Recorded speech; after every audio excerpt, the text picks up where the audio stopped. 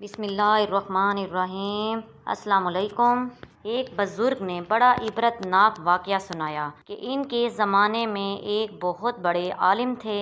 جب ان کا انتقال ہو گیا، اس عالم کے انتقال کے بعد ان کے کسی شاگرد نے ان کو خواب میں دیکھا کہ برہنہ جسم کے ساتھ ایک چٹیل میدان میں دوپہر کی سخت گرمی سے بے چین اور پریشان ہو کر ادھر ادھر دوڑ رہے ہیں۔ ایک سوئی کی وجہ سے عبرتناک عذاب ہوا۔ بے قرار اور بے چین ہیں۔ اس شاگرد نے ان سے پوچھا، حضرت آپ تو ساری زندگی اطاعت و عبادت اور خدمت دین میں گزاری ہے، ان میں سے کوئی عبادت قبول نہیں ہوئی؟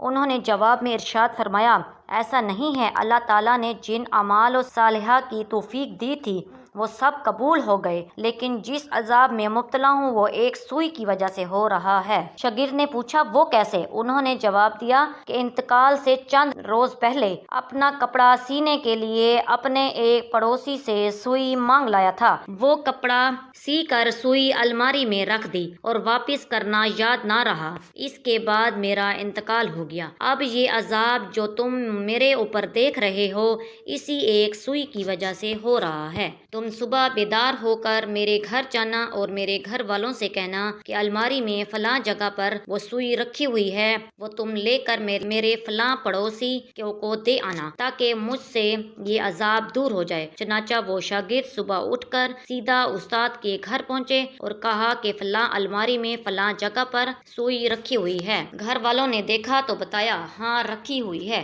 اس شاگرد نے پوچھا کہ تمہیں یہ معلوم ہے یہ کس کی ہے؟ انہوں نے بتایا، ہاں مرحوم فلاں پڑوسی سے لائے تھے، ہم نے سوچا ذرا آنے جانے والوں کا سلسلہ ختم ہو تو یہ سوئی ان کو واپس کر دیں۔ شاگرد نے بتایا، میں نے ان کو خواب میں دیکھا ہے کہ وہی سوئی کی وجہ سے عذاب میں مبتلا ہیں، اس لیے وہ سوئی آپ مجھے دے دیں تاکہ میں جلدی سے ان کو واپس کر دوں اور ان کی طرف سے تاخیر کی معافی بھی مانگ لوں۔ چنانچہ اس شاگرد نے وہ سوئی لے کر پڑوسی کو واپس کر دی اور ان کو بتایا کہ حضرت کو اس سوئی کی وجہ سے عذاب ہو رہا ہے۔ پڑوسی بھی یہ سن کر رونے لگے اور کتنی معمولی سی چیز کی وجہ سے ان کو عذاب ہو رہا ہے، اور وہ پڑوسی کہنے لگا کہ میں نے اللہ کی رضا کے لیے معاف کر دیا، یا اللہ آپ بھی اپنی رحمت سے ان کو معاف فرما دیں، ان کا عذاب دور کر دیں۔ وہ شاگرد کہتے ہیں کہ جب رات کو میں سویا تو پھر دوبارہ ان کو میں نے خواب میں دیکھا، لیکن اب وہ منظر کچھ اور ہی تھا۔ اب حضرت ایک خوبصورت اور سرسبز و شاداب باغ کی باغیچیوں میں ایک مصری پر آرام فرما رہے ہیں۔ چاروں طرف خاصمائیں موجود ہیں، پھلوں اور پھولوں کے درخت لگے ہوئے ہیں، ٹھنڈی ٹھنڈی ہوائیں چل رہی ہیں۔ میں نے قریب جا کر ان کو سلام کیا اور پوچھا، اب کیا حال ہے؟ تو انہوں نے جواب میں فرمایا،